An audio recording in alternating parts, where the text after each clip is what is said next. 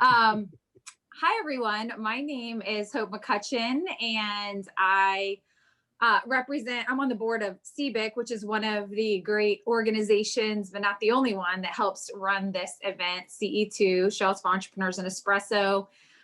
This is also put together by CIC, Community Investment Collaborative, the SBDC, the Small Business Development Center, and we're also supported by the Batten Institute at UVA. And just very grateful for all of those co-hosts and partners. And some of them we'll get the chance to hear from at the end. I would love to show of hands or whatever, if this is your first time attending CE2. Have any of you not attended before? Cool. Noah, Daniel, Graham, and nice. I know some of you guys video off too. Maybe some of you guys are first time as well, but really glad to have you guys. I see it's really cool when people have had the opportunity to actually share in the past, whether as a crash and learn or early stage, and they come back. So I wanted to welcome you all as well. And so we will jump right in. Let me tell you how today is set up. So we start with and this, by the way, this event has been going on since about 2015. And so we are 5-6 years running, and really proud of this event because it's fun. It's eye-opening. We attract a lot of different types of entrepreneurial spirits, and it's an opportunity to really hear things that you don't always get to hear, kind of water cooler talk, if you will. But we start with an early stage company to share first, and they explain what their business is, and then they have an ask for the audience. And this is where you have the opportunity to help them solve whatever question or problem or barrier they have for growth. And so it's a chance to give advice and give perspective. And then and today we have Sarah Sweet sharing on the Scrappy elephant. So really excited to hear from her. And then after that, we have a more seasoned entrepreneur, typically a 15 to 20 plus year entrepreneur, that shares their crash and learn stories. So things they've learned the hard way. And that's the stuff out of their mouth. And so really excited to hear today from Jeff Tennery, with CareerGig, formerly Moonlighting, and we're really excited to hear some of his stories for sure. And just logistically, and then we'll open up the crash and learn to Q&A. So if you have questions while they're sharing, I'm going to hold them till the end, and then I'll open it up for questions. Logistically, I would ask that you're on mute unless you're sharing. So unmute yourself to obviously ask a question or give advice. Encourage camera on, but of course not required. I get it if you haven't had your coffee yet. But let's see what else. I think that's it. Oh, and then finally, at the end, we're going to do announcements. That'll be your opportunity to share if you're hiring, or if you have an upcoming event that you would want people to know about. And then we do breakout rooms where our two speakers will go into separate breakout rooms. And Zoom has allowed for us to allow you to opt in and out of breakout rooms. So that is what we'll do at the very end. We wrapped it by 10. And can I help just for 1 second? If somebody doesn't have the latest version of Zoom, I think it's 5.3.0, that you need to have at least that version, which came out in September. They may not be able to move themselves, but any of the administrators can move them into their respective rooms. So they can just say, hey, Hope, can you put me in the room with Jeff? Or hey, can you put me in the room with the early stage, presenter, that type of thing. And we can move them to one of the two rooms. Exactly. Thank you for highlighting that. And we'll repeat that too for people that maybe come in later, but you'll, and I'll put a little plug in to upgrade after for next time too. But you can still go in the breakout rooms. And you don't see that option right now until we open them anyway. All right, well, let's get started. Any questions? You guys good? Pretty straightforward. Okay, awesome. All right, so I wanted to start with introducing Sarah, just a little bit about Sarah Sweet. She grew up here in Charlottesville, so there are still some of us. I'm from here too, born and raised, and she went to JMU. And she spent some time, actually, you know what, I'm not going to get into her background or her story because I want her to be able to do that. But she started a really cool company called the Scrappy Elephant. We met on a different kind of Facebook online platform. And when I went and checked out her website and what she's doing, I thought she would be a great, someone that would be great to share with you guys. But she's been a teacher for a while up until the pandemic. And so just has a lot of in the arts, and you'll see she has an art-based company. So I would love to just give the floor to you, Sarah, to share what it is that you're doing, and then you can share your ask. Okay. Thank you so much, Hope. And I didn't know you were Townie too. Cool. Yep. There's only a few of us left here. So I'm Sarah Sweet, like Hope said. I have spent my career teaching. The past 10 years, I've been an art teacher. I also am a nature lover. Whenever I am stressed, if I can't pick up my paintbrush, I run into the mountains and hike away. So the environment is also super important to me, and the future of the environment is super important to me. So I am a recycler and a composter and bike and walk when I can. The reason I'm telling you all this is because it's part of my company, sort of, or the business. So in 2013, I had my daughter, and it was then I realized, like, what I was doing, I felt like it just wasn't enough, and that I needed to do more, just to protect her future on this planet and my students' future and everybody. So I just started searching for something else I could do. And in 2018, I was visiting Nashville, and I read in the local paper an article about this place called Turnip Green, and they use the term creative reuse. So I went and visited, and the second I walked in, I knew that I had just found what I had been looking for. So creative reuse it's all about, the mission of creative reuse is keeping materials out of the landfill and getting them into the hands of artists and makers at really affordable costs. Because I don't know if anybody here is an artist, but like if you've ever been to Michael's, art materials are super expensive, and it's, you don't make a ton of money as an artist. So it's just a way to get materials out there into the community at affordable costs. So I came back to Virginia, and I called the owner of Turnip Green.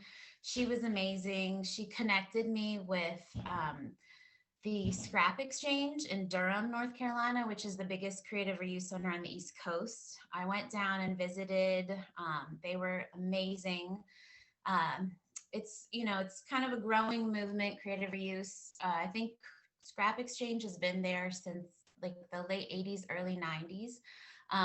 So they were super helpful. I've talked to creative reuse centers all over the country, visited a bunch nearby, and I just knew I needed to figure out a way to bring creative reuse to Charlottesville. So the summer of 2019, I started talking to people in the community, and I was lucky enough to be talking with Heather Hill, and she directed me to CIC. Which I hadn't heard about before. And I happened to talk to them on the last day applications were due. So I applied and interviewed and got into the entrepreneur program. And that was incredible and life-changing. And it was amazing and so helpful. And through that, I was able to kind of hone in on what I wanted the Scrappy Elephant to be. So I named it the Scrappy Elephant. I spent some time in Ghana teaching English, and I got to see elephants in the wild and fell in love with them. And so elephants are also painters. I don't know, you can actually YouTube video that, and elephants can paint. It's really amazing. And so I decided to name it the Scrappy Elephant. And what I decided I wanted was a store where people could donate materials and then come shop. And then I wanted a studio where people could come in and just drop in and make art and crafts using creative reclaimed materials. And then also where I could teach classes, or artists could teach classes and workshops. And then I wanted what I call the Green Gallery. So a place that features local artists' work who are using reclaimed materials. So in January of 2020, I did the website, and through CIC I went to a great workshop by Destiny Wright, who taught me how to use Instagram and Facebook, because I am not a social media person. started that, and I got a storage unit and started collecting materials. I connected with the Hive, which is a craft bar in Charlottesville, and they agreed to host a pop-up for me in March, just a pop-up sale to kind of, get my name out there and say, here's what's happening. And then I connected with Ix Art Park, and they agreed to rent me some space in the summer of 2020 so I could have a larger pop-up. So they had a big warehouse space where I could kind of do the whole thing. And then, COVID happened, so everything got shut down. So I had so many materials. I started making earrings to kind of keep earning money for Scrappy Elephant, for the future home of Scrappy Elephant, and keep my name out there. And that was helpful. And then in the summer of 2020, things were starting to open back up. So it still didn't feel comfortable, which I totally understand, but I did find a place out in Palmyra. We moved out to Fluvanna a few years ago. A friend of mine had a space that she wasn't using, so she let me rent it so I could have a pop-up. So I took everything out of storage, moved it in there, and kind of set up shop. And it was pretty successful. People started coming, more and more people started donating. And then the woman who had the space, she wanted it back. So I kind of didn't know what to do. And then magically, another space appeared in Palmyra. And it was the original post office, built in 1930. So I went and toured it. And the person who had been renting it also had spent a lot of time in Africa. And the whole place was covered with these beautiful carved African elephants. And so I was just like, this is it. This is the place. It's a sign. And it's perfect. It has a room in the back with a door. So that's the studio space. And then a huge storage closet to take in donations and sort through. And then in the front, it's not huge, but it's a great little space with beautiful big windows, and where I was able to set up the store. And since it's COVID, I'm not teaching classes, but I am allowing people to rent the studio for an hour at a time. It's filled with materials and examples that I've made, that my daughter's made, that my son's made, that people have made when they've come in, just to inspire. So I'm not doing any direct instruction back there, but it's just the space for children and adults are having fun back there too, to be creative and make things and learn that, it doesn't have to go in the trash. Things can be recycled, because the mission is all about, teaching a little bit about environmental awareness and sustainability through art and craft. So I eventually would love to do, more community outreach. I was able to bring materials to City of Promise this year and do an ornament making event, but totally understandable. It was not well attended because COVID. So my ask is, how can I raise more awareness of what I'm doing now, since I can't get out into the community really? All right. I'm gonna go back on calendar. So thank you so much, Sarah. So I'll repeat her ask. Really, really fascinating. And I encourage you, if you jump on her website too, you can there's some images of how it's set up and everything, and the different things that she does. But she wants to know how to get the word out with what she's doing. How does she grow, basically? So we'll start with that question. I know she's got another one in the back of her mind, but we'll see if we have time for it. But let's start with that question. So does anyone have any advice for Sarah on how to really get the word out on what she's doing? Tracy has an idea. Tracy? Oh, you're on mute. Thank you. I put it in the chat, but just to look for podcasts that feature female entrepreneurs. So look for yet another avenue that you can get your message out there. Thank you. Sarah, I have a follow-up question. First of all, thanks so much for sharing. This is fascinating and really cool. As someone who has children, I'm always looking for ways to minimize what goes in the landfill, and looking for more crafting materials, especially since they've been home with me for 10 months. So my question is related to your target audience. Do you have one in mind, or is this for anyone and everyone? And then maybe a follow-up question based on that. Well, originally my target audience was for anyone and everyone, but through CIC, I was told, don't do that, Sarah, you have to hone in. So, I mean, obviously it's for artists and crafters, makers of all kinds. Yeah, I get a lot of quilt makers in the shop, and people that knit. But I mean, really, the studio, I'm trying to get a lot more kids in there. I do hope to have a camp there this summer. Cause with children, they learn so quickly. And so it's a little bit easier to say, to teach sustainability to kids. But I mean, honestly, I do kind of want to say anyone. And since this has started, I've met a lot more people who have said to me, oh my gosh, since quarantine, I've really started making so much more. And I've discovered how much I love doing this, and how much it eases stress. And that's another big part of it too. I really want to teach people that creating and making is just good for the soul, and it helps relieve stress so quickly and easily. Yeah. Oh, I'm glad to hear that children were top of the list, even as you're thinking going broad and trying to narrow. And I guess I would recommend I give similar advice, again, probably because I've just been with my kids for so long, to Mercy during last session. But if you haven't already reached out to the PTAs in the area, they are constantly looking for ways to, number one, feed ideas to parents for things to do in this time of quarantine, safe things. And it sounds like with a small space and all of that, that could be super easy. And then also they have done a lot in terms of using their own funding to make things happen. For example, my daughter, she's in Burley Moran in the city.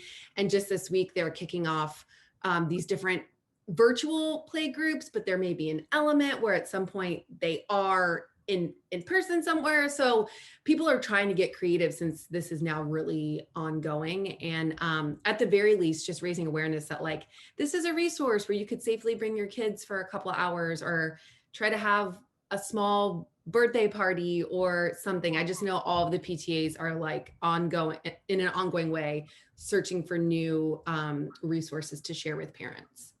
Okay, that's awesome. I'm actually doing a little crafting event with one of the Burnley Moran kindergarten classes for Valentine's. Wait, which one? It might be hers. Oh, Melton's class. Awesome. So awesome. Okay, cool. But that's a great idea. Thank you. Yeah. Yeah. Or even the virtual learning centers. Yeah.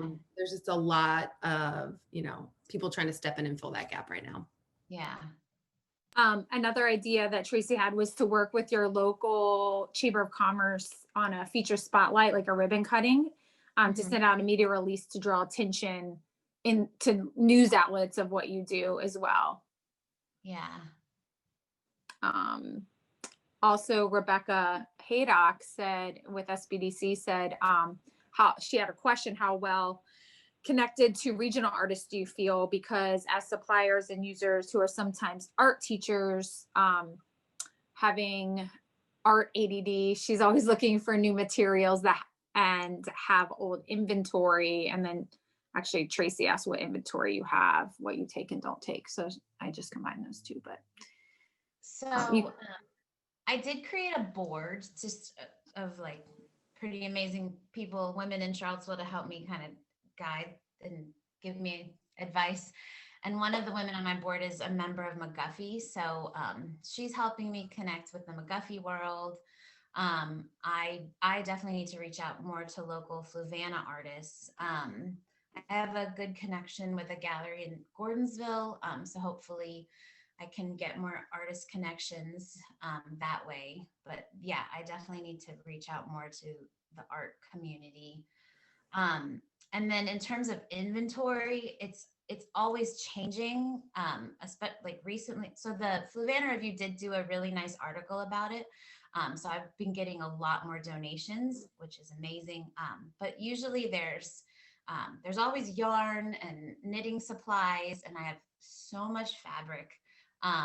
And then markers and crayons and pencils and jewelry making materials and paints and paintbrushes and scrapbooking materials and tons of nice paper and canvases. So craft kits, like pre-made kind of craft kits that and I'm also I also am selling some craft kits using reclaimed materials. So I have a little bit of everything. And it's kind of like a treasure hunt, you know, like, and it's a small space, so things are kind of tucked in everywhere. So yeah, it's a little bit of everything. I have kind of related to this. Sorry, go ahead. Also a mom. Also, I can't tell you how many like colored pencils and crayons, and like, I try very hard not to, throw things out, but also my kids just don't use them up fast enough. So I would donate for one. So Yeah, I think that's absolutely. awesome. But also, so I'm looking at your website, and what I'm hearing from you is like the studio was kind of your main interest, and I do like the idea of like really marketing it as a COVID safe retreat for parents. I think there's a lot of parents that are looking for things, and I have a hard time finding anything that I feel safe going to. And the more that you can make that space feel safe, and just emphasize that it's all the precautions that you're taking, I think would help. But I was interested in your creative reuse kits, and your website definitely gives a feeling of being a local and a regional resource, but these kits could have widespread appeal. Like someone in California might be interested in them, and I'm just interested in like your thoughts on, in these COVID times, kind of like focusing and growing that part of your business. Is that something you're interested in or not? Yeah, it definitely is. I just I'm so time limited because I'm also homeschooling my daughter right now, and I don't have childcare for her otherwise. So she's amazing, self-directed, and she's very good. She stays in the studio and makes her own things while I'm putting things away. And she's actually been helping me with the kits, put together the kits.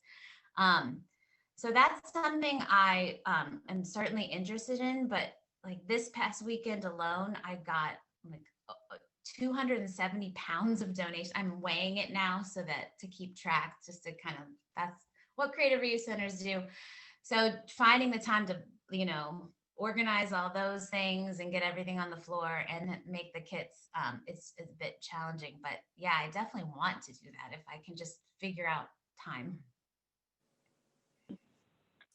I have some comments for Sarah as her greatest fan. Hi, Sarah. So nice to see you without your mask on. But I'm a regular, so I'm very experienced with what Sarah does, and a huge fan and trying to spread the word. And I think the biggest thing is that maybe asking people more who come to tell people, because I think that maybe if you had some flyers as well, I think you have to reach people multi ways. And you know how it is with something new, you have to hear about it 5 times before sometimes it clicks. You hear about it one time and then you think, oh, that sounds cool, and then you forget, and then you hear about it another couple times. And I would suggest, because in the businesses that I work with, sometimes it's a word of mouth, sometimes it's a flyer someone saw you. It's so many different ways that they found out about you, and so much is about social media now. So the biggest one I would ask for is, please share my posts to people who come in, because if they want more good stuff in your store, you need more great things to come. So we're super interested in having you be very successful. So we're always like trying to share to any possible group, but they need to keep hearing about it and follow you. And maybe some, I have mentioned this before, but maybe some little contests where, get people to like and share. And I was thinking maybe a few more videos, video of scanning the store, because they seem to do better on social media than the static pictures. And I know we've talked about some of these things before, but some more local hashtags. Okay. So you can reach people in this area, because you're not really shipping or anything right now. It would be really good to have more about how amazing it is on social media, and get people to share, because they're all just like, oh cool, I got some great yarn, excellent, I'll come again, but they're forgetting that they need more people to bring more things. Yeah. But I could go on for hours about how amazing the Scrappy Elephant is, and I hope you're all going to go and clean out all your crayons after this and take them to Sarah. It's so good. Really great ideas, Justine, and thank you for helping promote her as well. Graham had an idea to do a Marie Kondo web event for how to inventory your craft supplies, organize them, donate the ones you want to share, and then fill the gaps using Scrappy Elephant. So kind of along the lines of, you know, utilizing the web to create events and to let people really see what you're doing. And then let's see, Trisha said, add to what's been said from the mom market, but on your website and your social media, it would be great to have it up front and quickly obvious that the space is available and safe for families to come. And, you know, they're looking for things to do. And, you know, and I agree, like when people are scrolling Instagram and that visual kind of plants the seed, and the more you see it, the more compelled you are to go in there when you need those ideas. There's a lot of ideas coming in here. Here's what I'm going to recommend too. Melting down crayon molds can be fun. You can either you can or we can for you save this chat. I would save it because there's a lot of ideas on there, Sarah, and then you can email it to yourself. If you can't at the end before we close this, let us know and we'll save it for you. In the interest of time, we probably need to move on. But hopefully that was really, really helpful for you, Sarah. And thanks for all the great ideas. And if you have more ideas, throw them in the chat. We'll get her a copy of what's in the chat. And then Sarah, if you want to throw in there what your email address is or whatever contact information for people to continue to give ideas or to help promote, or if you want to even throw on there your website and social media, all that stuff, go ahead and put it in the chat. And then you guys can pull that off and go ahead and help support. Yeah, all your social media handles, the whole 9, put it all in there. All right, so moving into our next segment, the Crash and Learn, I'm very excited to introduce Jeff Tennery, and I want to give you a little bit of background on him real quick to tee him up. But I will start with saying thank you, Jeff. This is really cool that, you know, finding a speaker for first of the year was challenging, and it was just really cool that when I called Jeff, his response was, anything for you guys. You've done so much to support me through ups and downs. I want to support you. And that means a lot. And I really appreciate that. And we're really grateful that you serve at that level. You know, this is a community event. It's free, it's open, and you have that mindset to serve and share. And it is a really valuable event. And people learn a lot. So I really appreciate that mindset that you had. And hopefully you enjoy this too. But about Jeff, he actually didn't ask where you grew up either, but I know you went to Miami University. So I don't know if that means you grew up in Florida. I guess it doesn't necessarily mean that, but had a marketing degree and spent 25 years in an executive level in sales and marketing and in wireless telecommunications at various executive levels. And he's also, since he's come to Charlottesville, which I'll talk about in a second, has advised VC firms and startup companies. And really after the corporate world, gained a heart for just having, you know, mission work and volunteer work and whatnot. And what brought him to Charlottesville was about 17 years ago after 9/11, and they were living in Northern Virginia, DC, and just wanted to get out of some chaos and wanted to come to a really, really awesome college town and came down here. And so he's been here for, like I said, 17 years. So definitely rooted in the Charlottesville community now, and started Moonlighting about 6 years ago. saw a need in the marketplace. And basically what Moonlighting is it's a virtual platform for freelancers and small business owners to both hire and be hired.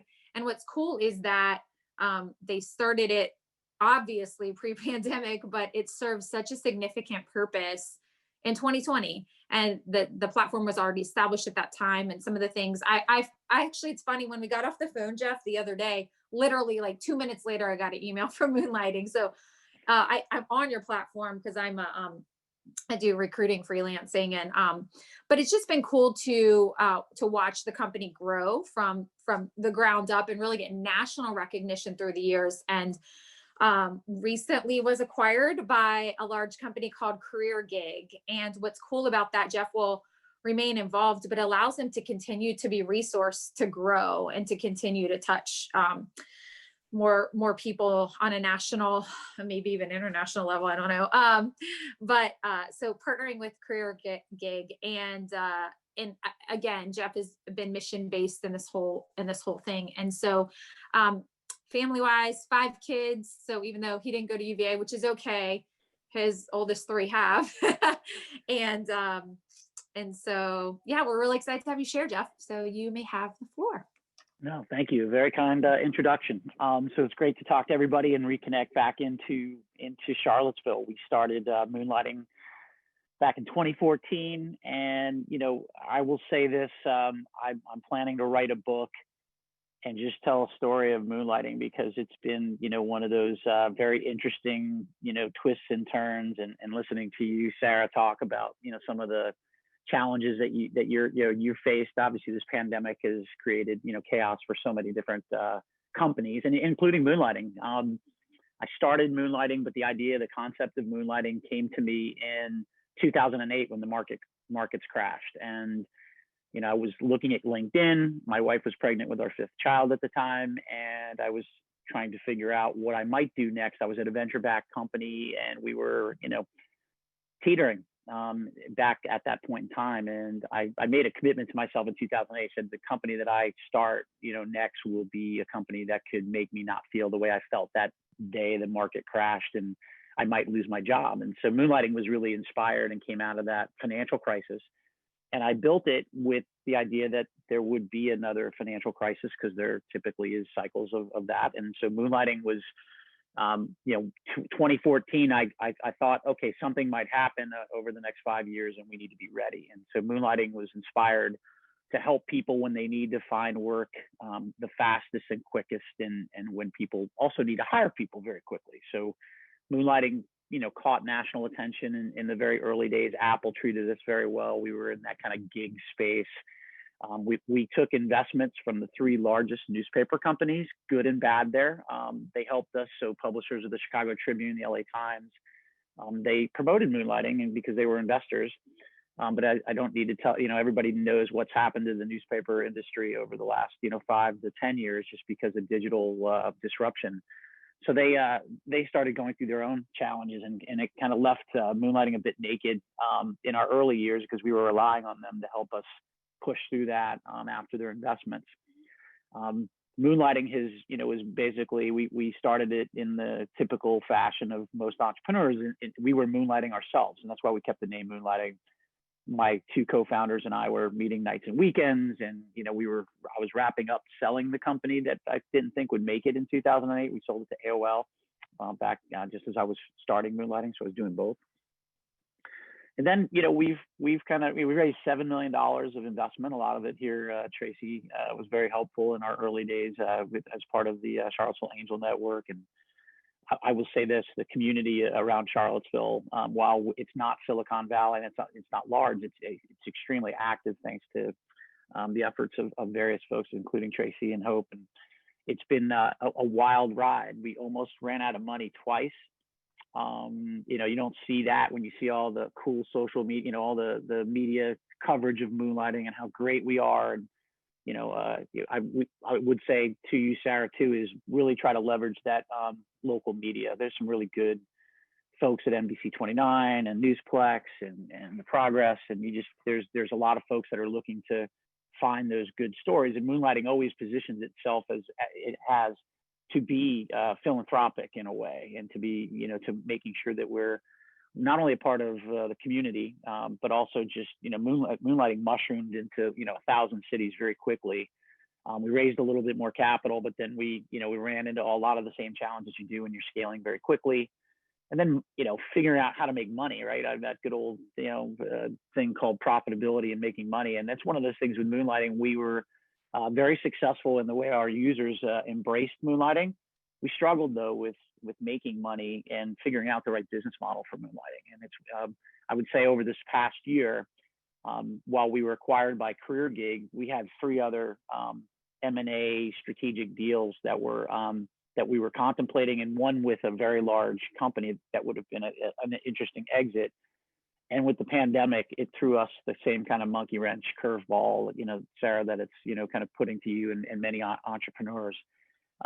So we had to scramble, and we had to scramble a few times. And I'm really glad that we ended up being acquired by CareerGig. They've got resources that we just didn't have available to us, really over this past year in the pandemic, because we were making a bit of I won't call it a pivot, but because I hate that word, it always sounds a little too, it's always like okay, like the cool buzzwords of business, right? And so for us, we were going to do something pretty significant and had to figure out a way, like most entrepreneurs, how you kind of work around those things. Lots of interesting stories throughout the years. If you followed us, we have a blockchain spin that almost produced a cryptocurrency that was very similar to what Bitcoin and Ethereum and some of the stuff that you're seeing today. I would have gone through with those sort of things, but I got a knock on the door from the Virginia State Commission telling me that I shouldn't do that because I didn't want to go to jail. So we postponed doing anything to that degree. I was almost on the Shark Tank. In a very quick story on my Shark Tankness, it was one of those, again, moments where I thought it was going to culminate in really incredible experience. I was invited to be on the Shark Tank. They flew me out there, gave me the rock star treatment. I was about to go on stage on a Sunday night in Culver City, Los Angeles. And the pitch before me was a 22-year-old kid from Colgate that was getting absolutely destroyed by Mark Cuban. And at one point, he had an exchange where Mark Cuban got really upset and, used a profanity and kind of cursed at the kid. The kid started crying and bawling and uncontrollably. And so I was about to get lined up because they were trying to get him off the stage. It was the last pitch of the day, and Mark Cuban and those guys got so rattled that they made this kid cry that they canceled the session for the day, and they kind of sent me home back to the hotel with the other contestants and people that were vying for a role. And the next day I was supposed to go on, but they canceled all digital products. They wanted consumer products.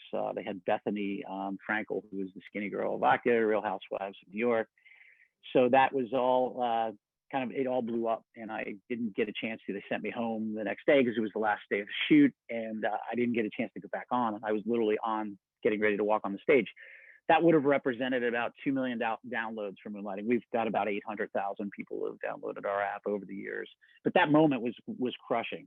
It deflated me. This was in 2018, and it kind of sent me down a path of the blockchain and almost doing the Bitcoin piece. We were all over Fox News. That kind of gave us another shot in the arm. The government said we can't do that cryptocurrency stuff, and then that kind of put us through another cycle as well. And then going through that and making sure you can keep your money and stuff tight. So anyway, that's just a little bit of I'll kind of stop there for a minute because I don't want to ramble on. But Moonlighting is in a very, very great position right now to kind of be potentially on that public offering, which is what we wanted to do solo. But now, contemplating doing that with some great partners at CareerGig and who acquired us as well. Awesome. Thank you. I'll stop there. Yeah, absolutely. I'm sure there's maybe some questions or some comments there, but I'll kind of stop there, Hope. Okay. We can open it up for Q&A too. One question I have real quick is, in your move from Northern Virginia to Charlottesville, and you were still in the corporate world at that point, right? I had left, I had sold the company to AT&T. And so I actually, that's when I started my entrepreneurial journey. When I moved down here, it was tough because, you know, Charlottesville's such a small town. I grew up in New York, and I've worked in New York and DC and, you know, Philadelphia, Atlanta, you know, large cities. So that was kind of my exit from wanting to be in a big city and work for a corporation. Cause I really, since then I've done nothing but, you know, work, either started companies or founded companies and then helped sell them. Okay. You know, or go public. So you had gotten a lot of your entrepreneurial experience while you were helping other companies in the corporate world. So had you started anything on your own prior to Moonlighting? I had not. This was my first kind of solo. I had been a part of like a founding team, venture-backed companies, but I was not the founder. So this was my, you know, when I finished my last one, you know, I helped my friend do quite well, and I knew I wanted to be kind of at the top. So this was going to be my baby. Awesome. I'll open up the floor to questions, and we'll see where this conversation goes. So who has some questions for Jeff? Mercy? Hi, Jeff. Are there any thoughts of trying Shark Tank again? And if so, like, what are some strategies that you're going to use to ensure that you actually get to pitch? Yeah, it was a 4-day boot camp that they put you through. We were selected to, you know, I was selected to go on. I mean, I'll be honest with you, I kind of tried to beg my way back on to the next season. And what they did too is one of the challenges is when they get to know you, and again, they were looking at me too, is like, wait, you're successful already. Why do you need to be on Shark Tank? And so they sometimes too much success is tough for them to digest, and they don't want companies that are very big. So our valuations, you know, grew quite a bit. And so it was tough for them to like have, you know, Cuban and the, you know, the different sharks actually get the kind of ownership that they want to do to get into, you know, you watch the show, you know, they make some outrageous offers. So yeah, I think my shark, no, I think we jumped the shark, no pun intended, but yeah, I don't think we could get back on, or nor would I want to go through that again. It was pretty, intense emotionally, right? Especially with the rejection of not actually getting to go on. And it's time consuming too. So that was the other thing too, is I would say not everything you do as a founder and an entrepreneur is the best time spent. So I didn't want to be star chasing a bit. Yeah, I even had some of my investors kind of, you know, didn't believe in me even doing it in the first place, but they didn't understand the impact. And you know, I have had other friends that have been on that show that have done quite well because of the exposure, even though they didn't get an investment. If you know the company Ring, right? Everybody knows Ring. Ring was on Shark Tank, and they had an offer and they declined it. And obviously, you see where Ring has gone and exploded from there. So yeah, great question. The Shark Tank experience is good, but I would be lying to you if I told you it didn't haunt me a little bit, with, you know, many of the other kind of decisions or things that happened when you're dealing with adversity as a startup. Right. Thank you for sharing that. Yeah, no, great question. I have a question.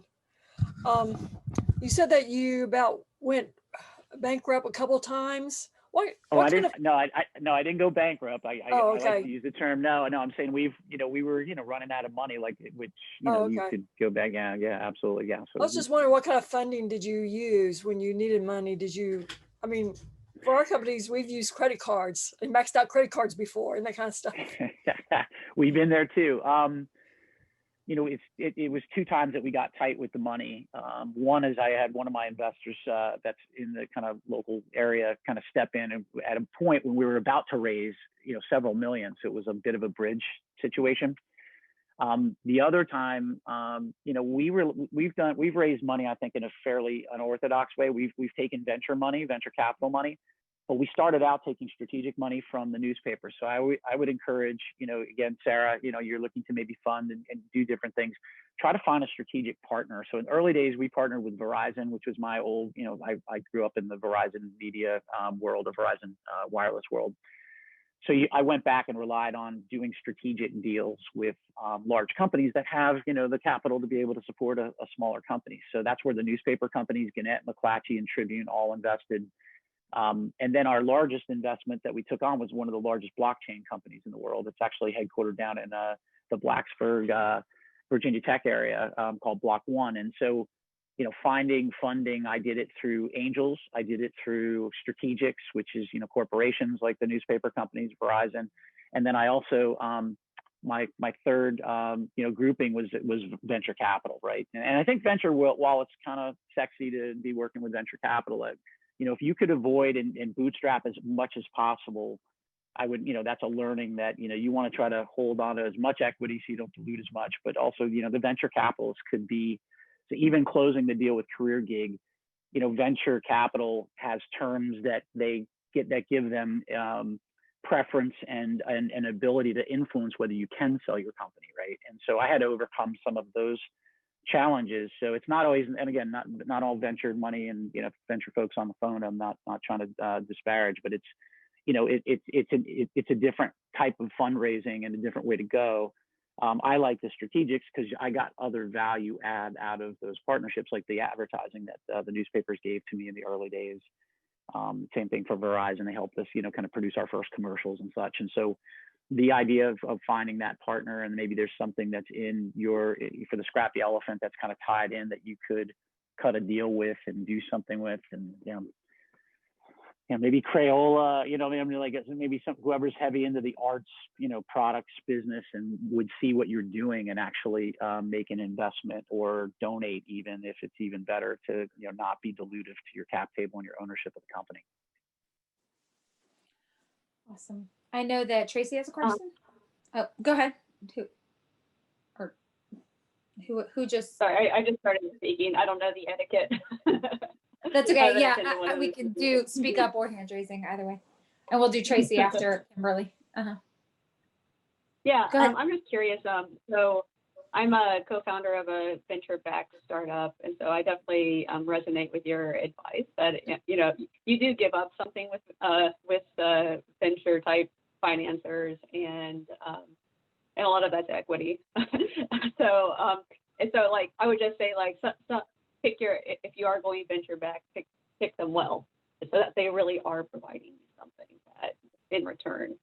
But my question for Jeff was more about like the nature of your company. So again, like being in a venture backed startup in these times, I think I know how you felt in 2008.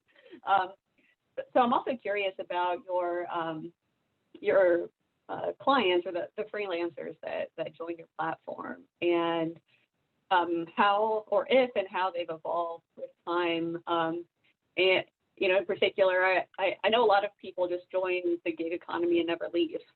Do you have kind of a mix of clientele, or is it really people like looking for temporary work while they're trying to find a more permanent job, or is it both? And who do you serve, and how do you?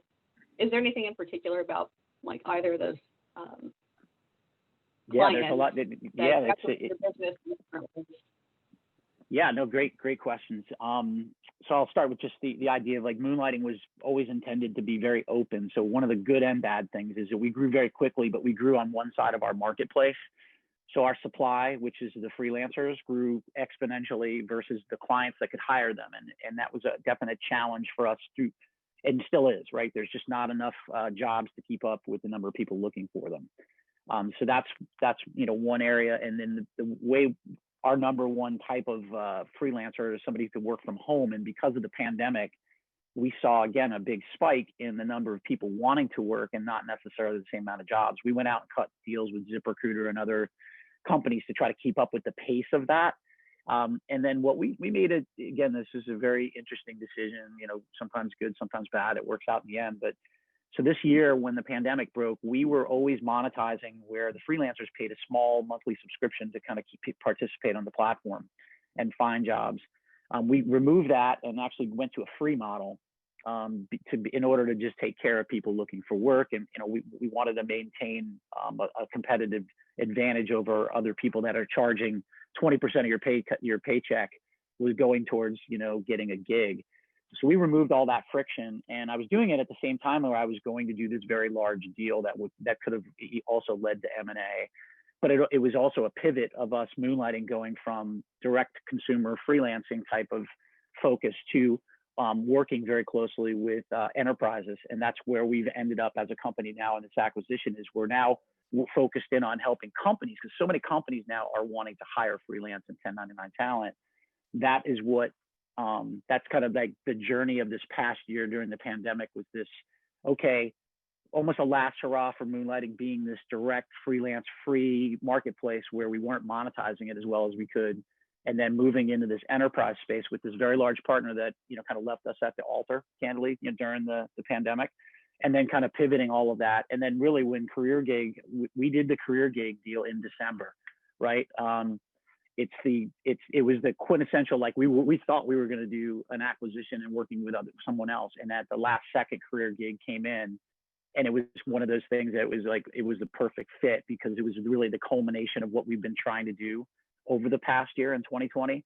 And now I get to do it with a bigger company, more resources, more people. And, that's the other thing too, as entrepreneurs, we have a tendency to try to do everything ourselves. Right. And this is that, this was an opportunity for me after 6 years to go, wow, there's other people that kind of like-minded that can actually help me get Moonlighting to that $1 billion company that that we aspire to be.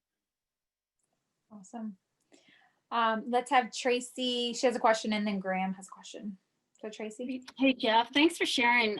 Really appreciate it. I was fascinated by your journey down the Bitcoin cryptocurrency path, and then slowly backing out of the room. Can you elaborate on that a little bit more? And in particular, the need for startups to have really good general counsel is obviously really important. And I'm sure you can emphasize that. So at what point did the SEC come in? How far did you get down that track? And how did you back out? Were there any repercussions? Was there public transparency? What were the real hiccups there that you can share about? It may be too sensitive. So no, not at all. It's the sort of thing we were trying to raise $25 million, which is really the number for the kind of platform. And if you look at our contemporaries and competitors, we needed to have that kind of raise. And as you know, Tracy, we've raised, $7 million, but we've done it through, multiple different ways, much smaller checks, right? So we were going to create our own, we called it the Moonbit, but it was going to be a token that you would use within the platform to access the features, to be able to maybe accept payments using it.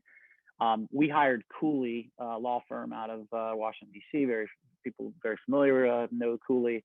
So I went with like a top caliber, law firm at that time to try to make sure that I was going to be compliant. We weren't trying to do, there were a lot of, mavericks out there trying to do, all sorts of things that were very shady, but for Moonlighting, we were trying to do it the legit way. And there was a story that broke on Fox News. Fox News invited me to be on, and things got really exciting. And we were going to raise 25 million. We did a pre-sale where we got about $8 million came in to buy the token as a pre-sale, which was again significant money for us to be able to fuel the story. There was kind of that double-edged sword. We were talking about it publicly, and I was purposely doing it publicly because Moonlight has been treated very well by the press and the media. So I was using that as a way to say to the SEC that we're legit. We're not trying to be like, take people's money and run away, and we don't have a legitimate product. And so we did all that. And then, as anything else, when you draw that much exposure to yourself, and we were getting all of this, acclaim in the press, it just drew the attention of the state commission. And so the state commission came to me and said, hey, and the argument there is whether it's a security or it's currency. And I won't bore you with the legal part of it, but it was really, it was stressful. It was exciting, but then we couldn't take the money. And I didn't accept the money. We didn't take it in. We returned the monies back to each of the investors. And so we postponed doing it. And then really just the government wouldn't let any US based company. So you saw companies going overseas and setting up camps, in the Caribbean and other places. We wouldn't do that. We wouldn't do it just to the existing investors that we had. So we put everything on hold. But what it did do is it forced us to be really good at blockchain technology. And we have a blockchain profile management system now that just basically verifies your credentials of, if you need a license for something to be able to freelance. So we used the technology, but we didn't do the currency. and that's kept us, above board. And it's really, another reason why CareerGig wanted to acquire us is that they have a blockchain goal as well, to have people's verifications and credentials badged on the platform. And so it ended up working out. We got about $2 million of investment from our lead investment because of the blockchain piece. So it ended up in a, kind of roundabout way, ended up being something that was really good for Moonlighting, and it carried us really from 2018 to 2020 and into, really into the acquisition. Awesome. Thank you. Awesome. Graham, you have a question? Yeah, Jeff, thank you again for your expertise. I'm really curious, as someone who wants to see Charlottesville as this vibrant entrepreneurial space, and that including both contractors and employers, what do you see as the future of Charlottesville for attracting people who want to build Charlottesville-based businesses, and a diverse and energetic set of moonlighters or contractors who can also have the stability to stay, right? Because they're not just tied to one employer, that if the employer goes, they have to go. Yeah, so I think, I was very fortunate.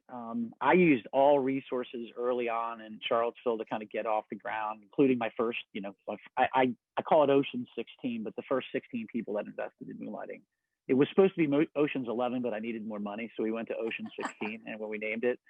So we always had, fun names and parties about that. But the Charlottesville's been, I used Radical Marketing, which is a marketing group that I found at what's the startup place right there on Ellwood there, Taxiville. Yep. So they now call themselves Forge. They're now called Forge. Yep. So I used, there was a marketing group that was internal there. I used some developers. They did all the testing on the mobile app in the first early days. So, I always say that Moonlighting was really born on the steps of the rotunda there and what we were doing on the corner. So we were fortunate to get the funding from local, strong local, investors and angel investors. I mentioned Tracy's group before too, because Tracy does a great job with the CAN group. And then we use the students. And so I think that Charlottesville already is, very vibrant, and the university has been a big part of that, right? The iLab, and there's just been a lot of activity around it. I think like anything else, and this is, probably taking a page out of what Tracy's done, for years now, is that, it just needs more fire. It just needs continued more firepower, because you only have, there's 100,000 people plus in Charlottesville. It's not a major city.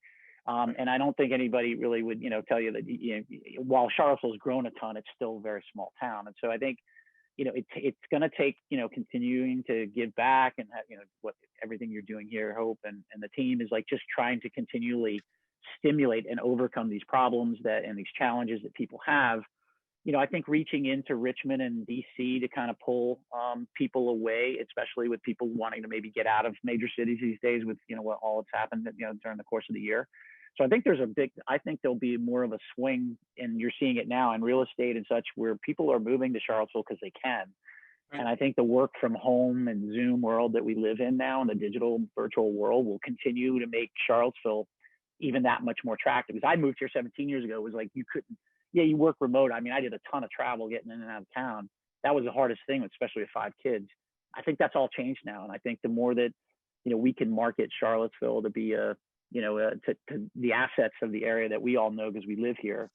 But really the working from here is the storyline that I think, you're going to see, that exodus that's happening out of major cities, to smaller towns. I think that'll play in well for Charlottesville, as long as we're ready to kind of capture that on this side of it. So the freelance I'm seeing, more and more people are going to be forced into freelancing as opposed to having to, work a W-2 job. I think healthcare is a really tricky position. CareerGig that's the other reason why I wanted to work with CareerGig, is they have a wonderful benefits program for 1099, which is really just counter to it's why everybody needs to either go W-2 or their spouse has a plan, and they freelance because they have the proper healthcare and insurance and benefits.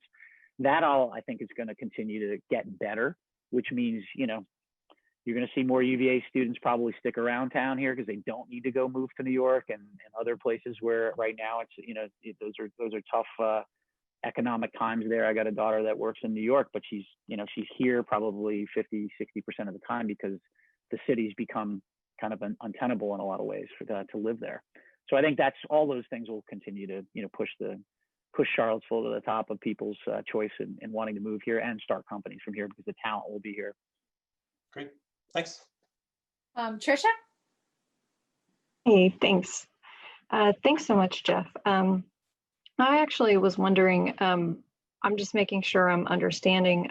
Would you say that Upwork is one of your competitors? And what has been the biggest challenge with that? Because I know as a freelancer myself, when I feel quite discouraged when I go to things like Upwork and I see that I'm competing with worldwide talent, and the rates I know that are available on Upwork would make me as a freelancer be looking for something different. But how have you dealt with that as a company?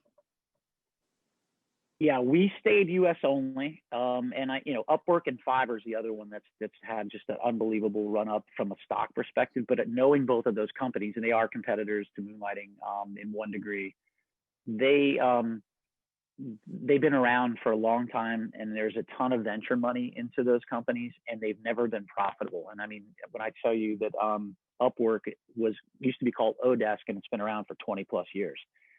It is, they did $300 million in revenue, but they still, in 20 years, they haven't made a profit. And they went public, and their stock is through the roof right now because, freelancing as a whole is being treated quite well by the analysts. And I won't bore you with the optics around why companies are, you guys are watching companies have valuations that are just mind blowing and they don't make sense. And that's no different for the freelance companies like Upwork. Those guys make conscious decisions really to work their bulk of their business is truly international, and it's international with people that are undercutting rates that would never fly in the United States because you couldn't feed your family or, keep a roof over your head because of those rates. So, we try to be, US, we were US based, and and again, nothing against the international markets. It's just, it doesn't work for the United States. It just, in a lot of cases, Moonlighting 2 didn't care about all the digital stuff that, IT oriented stuff that could be done anywhere. Some, we have handymen, we've got photographers, we've got, personal trainers. Like Moonlighting was very broad purposely to kind of encompass a larger audience of freelancers, because there really isn't a mainstream winner there. Craigslist is probably the closest thing to it. And everybody, we were called Craigslist without the creepiness back in, when we started. That's some media, talked about us as. So I understand. I think it's still a dilemma. I don't know if I'm answering your question. I think it's one of the problems with freelancing. And I think freelancing is becoming more mainstream now. And because people have, they have to, do something to, make ends meet. And I think the freelancing will get more adoption from corporations hiring freelancers, because freelance world now is still a very peer-to-peer, direct-to-consumer, which is why Moonlighting was as popular as it is. I think the money and where the business is going to head now is going to be enterprises and corporations. And that's where I was moving Moonlighting to, is like, hey, let me help you find, like with CareerGig right now, we have calls coming into us like, I need to hire 1,000 people to deliver pharmaceuticals. I need to hire, 400 IT, professionals but I want them to be 1099. I don't want them to be W-2. That's where I think the business is going, and being a part of, that's what our platform will be about moving forward, is having higher quality, paying, longer sustaining freelance jobs. And then also we're bundling in that insurance. If you basically, the trick to career, or the angle for CareerGig is, if you freelance 80 hours a month, you're eligible for healthcare. That's equivalent if you were working for a Fortune top 500 company. That's so huge right now. That social safety net's not there for 1099 and freelance. So that is roundabout way is I think the Upworks and the Fivers are kind of like the early movers. I'm glad they have the valuations they have. They help us have the valuations that we have.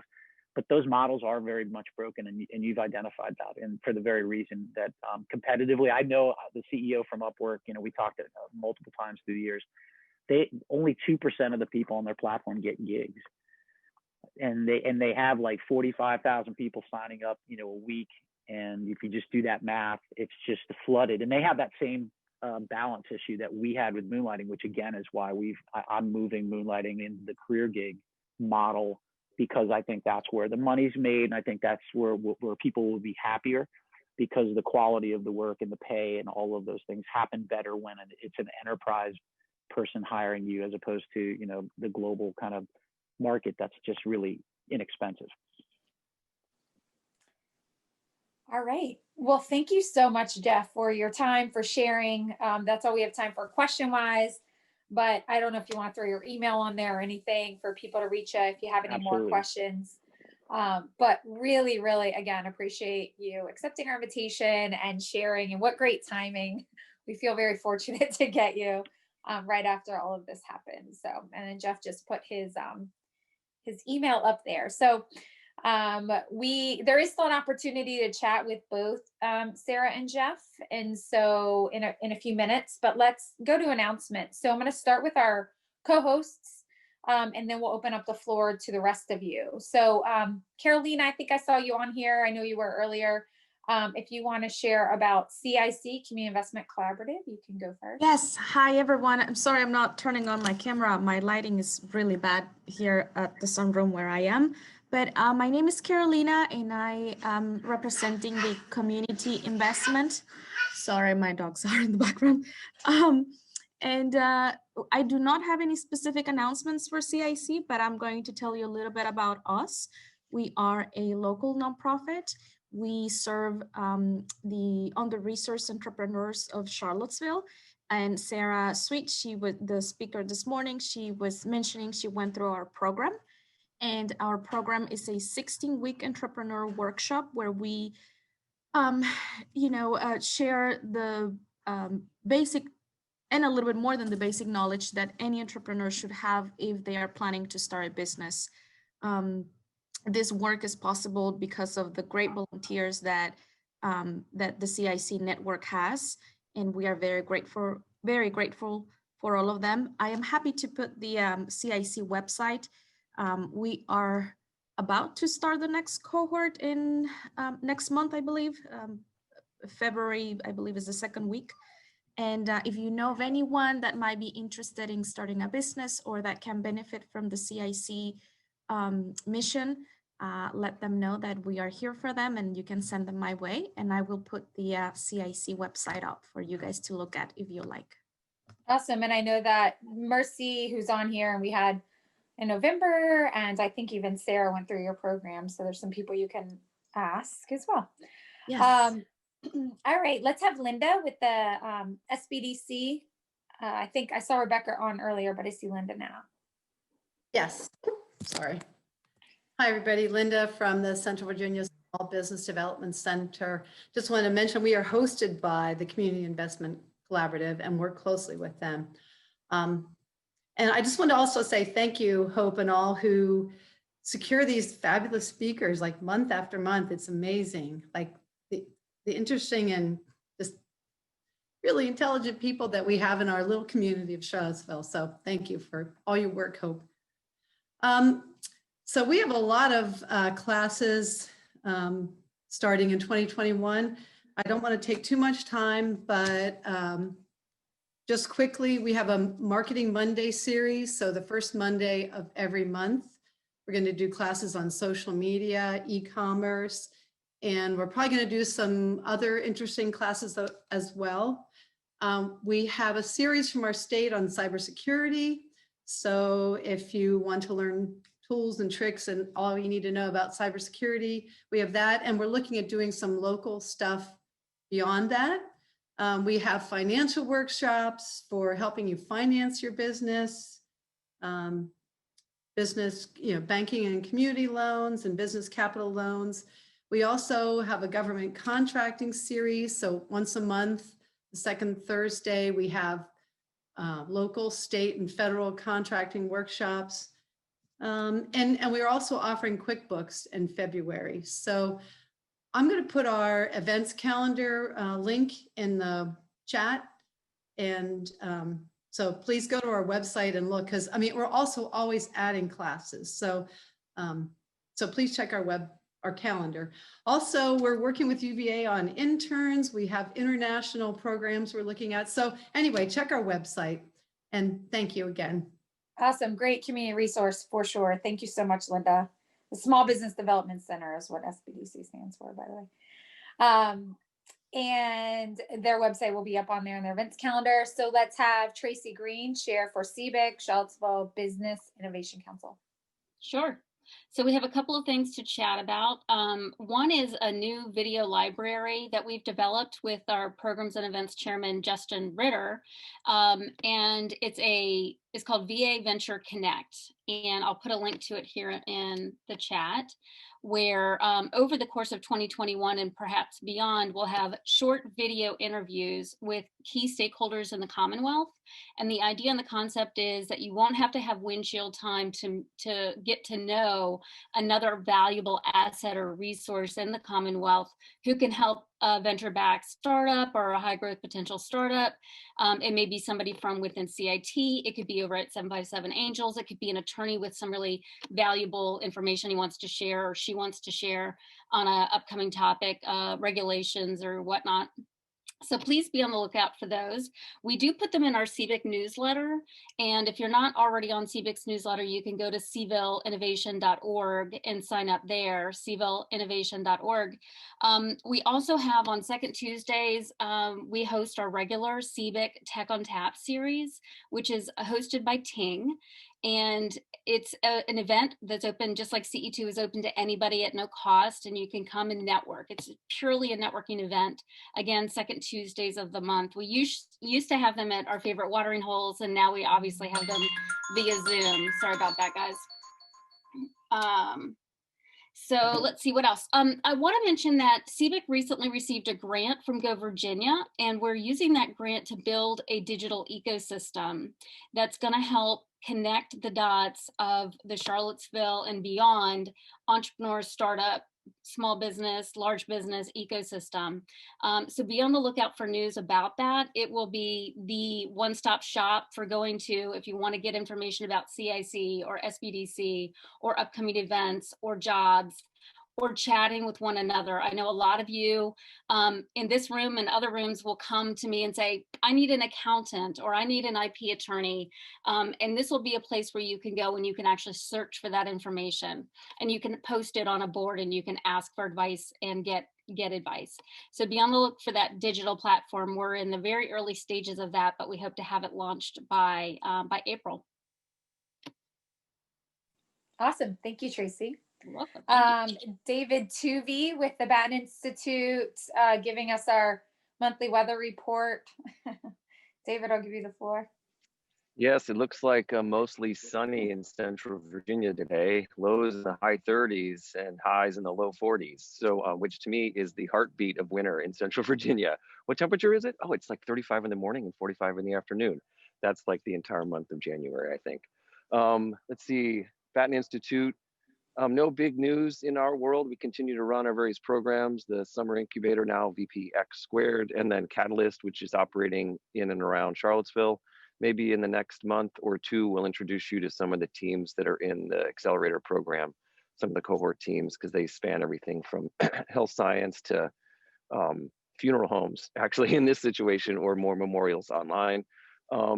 Trying to think, there's so many other things going on in and around the area that we're kind of deferring to others who are creating so much solid programming. The only other thing I've heard out there is, excuse me, every other Friday, I know CIT is organizing some morning coffees at the bright and early hour of 0900 on Friday, but they'll have different speakers, panelists throughout the year. So you can keep your eye on that through CIT. I think that's it for me. Awesome. Thank you. All right, so now before we go to the breakout rooms, we will open the floor to the rest of you. So announcements of upcoming events similar to what our partners just conveyed, or if you're hiring, you can also share if your company is hiring. You can make that known. Hi, this is Bill Stilley with Adal Pharmaceuticals. So good to see you, by the way, Bill. Bill has been one of our you. Crash and Learn speakers in the past. Yeah, thank you. It's always been an enjoyment to come here, though. I'd say, yeah, I did like it better when we got to do it in person, but hope to do that again soon someday. So, quick announcement is, we're starting to grow now. We announced an acquisition recently, and so we're starting to look for some people. And at the moment, we actually have 3 positions we're looking for. One is and we have been a company that's kept coming into the office the whole time. So we're continuing to do that, and we're looking for somebody, people on site. And so we're looking for a controller, a general counsel, and then an executive assistant. So if you're interested or know somebody that's interested, send an email to info, INFO, at ADIAL Pharma. It's ADIAL Pharma, like pharmaceutical, PHARMA.com. So that's it. Awesome. Thank you. Thank you. All right. So ADIAL is hiring. Who else? Anybody else? All right. All right. So let me, last call.